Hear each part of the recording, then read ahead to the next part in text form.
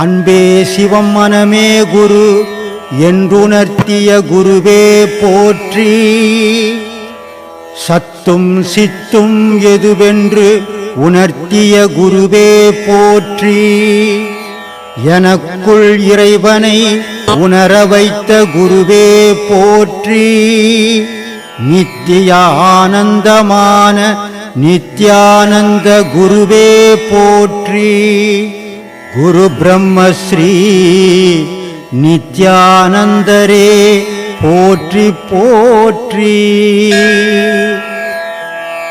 ஆகாமியத்தை உணர வைத்த குருவே போற்றி. தான் மாறுமே தவிர ஆன்மா மாறாது. அப்படிதான் இன்னைக்கு எல்லா ஆன்மாக்களையும் படைக்கப்பட்டிருக்கு. இந்த ஆன்மாக்கள் எல்லாமே கடைத்தேற்றம் அடையணும். ஏன் கடைத்தேற்றம் அடையணும் அப்படின்னா, இப்போ நால்வர் பெருமக்கள் நீங்கள் பார்த்துருப்பீங்க, நம்ம எல்லாம் படிச்சிருக்கிறோம். நால்வர் பெருமக்கள் உங்களுக்கு தெரியும். அப்பர், சுந்தரர், ஞானசம்பந்தர், நாவுக்கரசர், திருஞான சம்பந்தர், திருநாவுக்கரசர், சுந்தரர், 4 பேர். இந்த அப்பரும் நாவுக்கரசரும் ஒன்று, கன்ஃபியூஸ் ஆகிட போகிறீங்க. அப்பர்னு சொல்லுவாங்க, அவருக்கு நிறைய பேர். மருள் நீக்கியார்னு வாங்க, அவர் சமண சமயத்தில் இருந்தவர். அரசன்கிட்ட அவர் முதலமைச்சராக இருக்கும்போது அவருக்கு பேர் மருள் நீக்கியார். அதுக்கப்புறம் அப்பர், கடைசியாக தான் அவர் அப்பர் ஆனார். அப்பர்னா எப்படின்னா, சிவபெருமானை பார்க்கணும் நானுன்னு கைலாய மலைக்கு போறாரு. படம் பார்த்துருப்பீங்க, திருவொருட் செல்வன் நினைக்கிறேன். முட்டி போட்டு ஏறி போவாரு. அப்ப சிவபெருமானே வருவாரு எதிர்க்கும். ஓ எங்கேயா போற பெரியவரேனாரு. சிவபெருமான் கல்யாணத்தை பார்க்க போறேன். நீ போறது செத்தே போடுவாயா, பாதி கூட போக மாட்ட, கைலாயம் முன்னா எங்கேயோ இருக்குது, இறங்கி இறங்கி திரும்பி போனாரு. சரி சாமி நீ போ, நான் போறனோ போலியோ நான் பார்த்துக்கிறேன், நான் அவரை பார்க்காம என் உடலேருந்து உயிர் போவாது அப்படின்னு சொல்லி அப்படியே ஏறி போவார். கடைசியாக அந்த இடத்துலையே அவருக்கு சிவபெருமான் கைலாயத்தை உருவாக்கி காட்டுவார். கைலாயன்னா அவர் இருக்கிற இடத்துலையே கைலாயத்தை பார்த்துருவார்.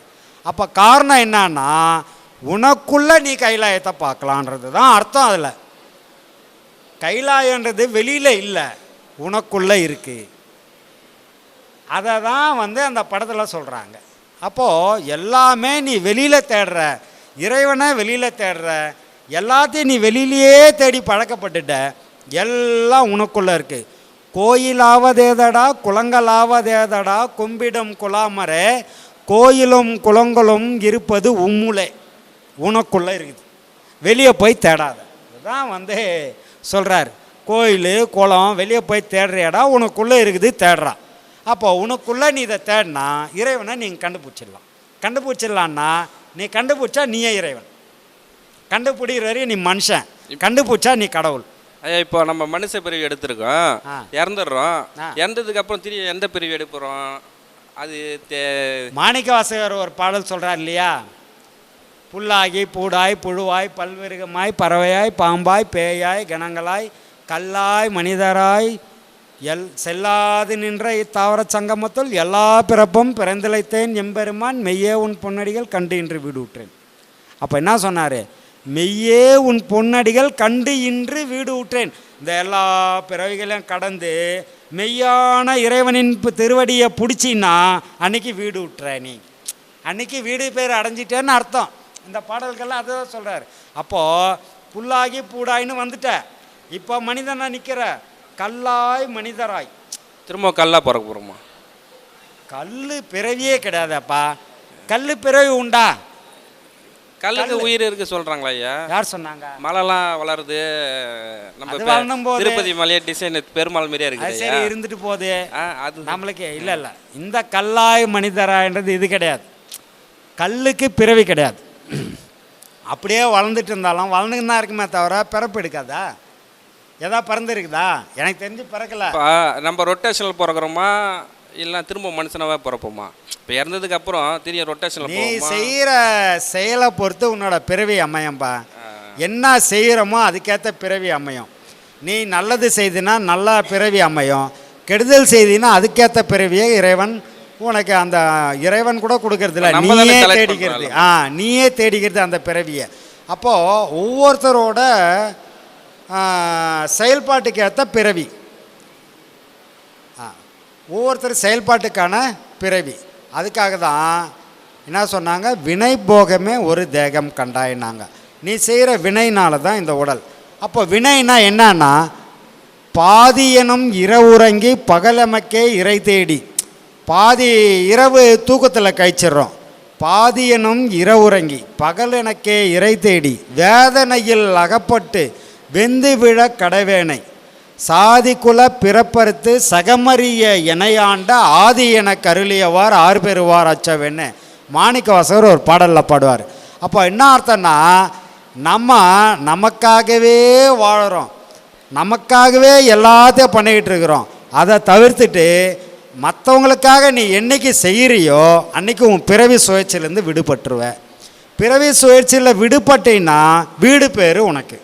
அது விடுபடாத வரைக்கும் நீ செய்கிற செயல்பாட்டுக்கு ஏற்ற பிறவி அமைஞ்சிக்கிட்டே இருக்கும். அந்த பிறவிகள் என்னென்னன்றது தான் புல்லாகி பூடாய் புழுவாயின்னு மாணிக்க வாசகர் சொல்லியிருக்காரு.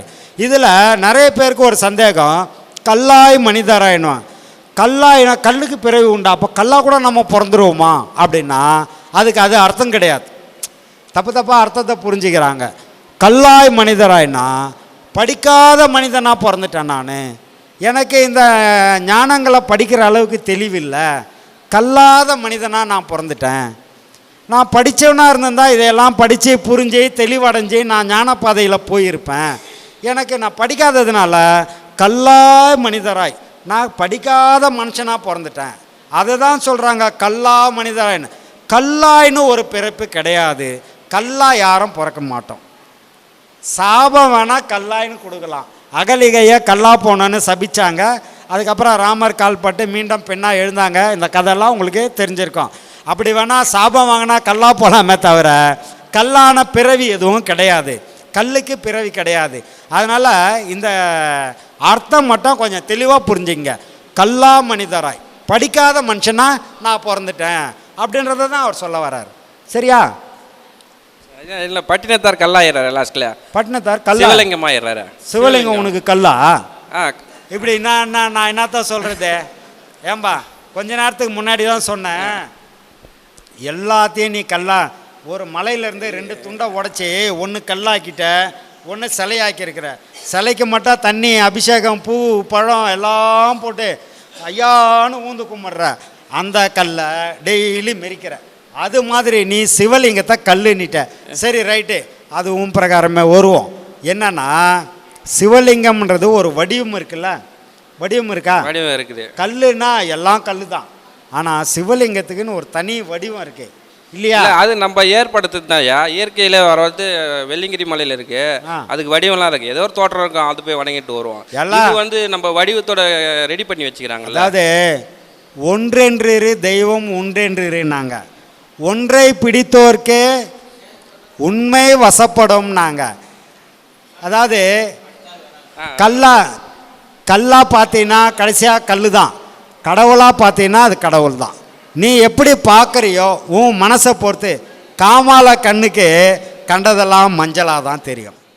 உன்னோட பார்வையை பொறுத்து நீ கல்லாக பார்த்தா கல், கடவுளாக பார்த்தா கடவுள். அப்போது உன்னோட பார்வையை சரி பண்ணிக்கும். குரு பிரம்மஸ்ரீ சீனிவாச திருவடி சரணம். ஐயா, இப்போ இறைவன் நம்முள்ள தான் இருக்கார். ஆமாம்.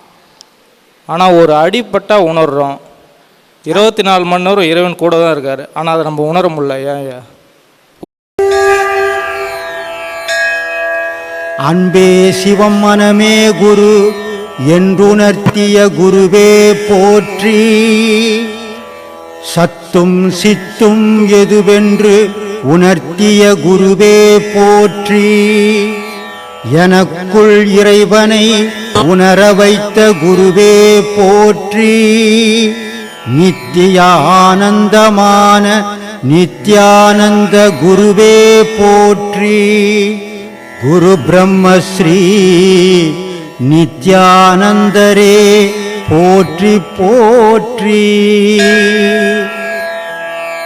ஆகாமியத்தை உணர வைத்த குருவே போற்றி. இன்ப துன்பம் நாட்டம்